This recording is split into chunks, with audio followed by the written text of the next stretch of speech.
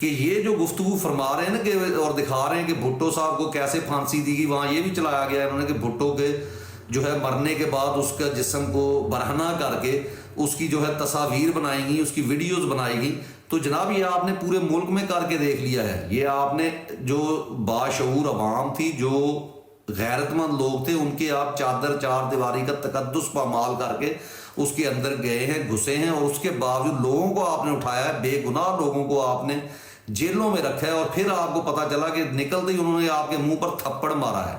انہوں نے پھر آگے وہی اپنے جذبے، ان کے ویسے ہی جوان تھے، انہوں نے وہی نعرے لگائے ہیں، اور وہ آج اس وقت بھی جب گرفتار ہوئے تھے حق سچ کے ساتھ کھڑے تھے، اور آج بھی حق سچ کے ساتھ کھڑے ہیں، کیونکہ ان لوگوں کے اندر وہ روح چلی گئی ہے۔ عمران خان جو کہ ایک اس ملک کا، میں اکثر کہتا ہوں کہ استاد ہے، اور ایسے استاد قوموں کو کبھی کبھی ملتے ہیں، اور اس قوم نے واقعی اس کی قدر کی ہے۔ اور اب آخری جو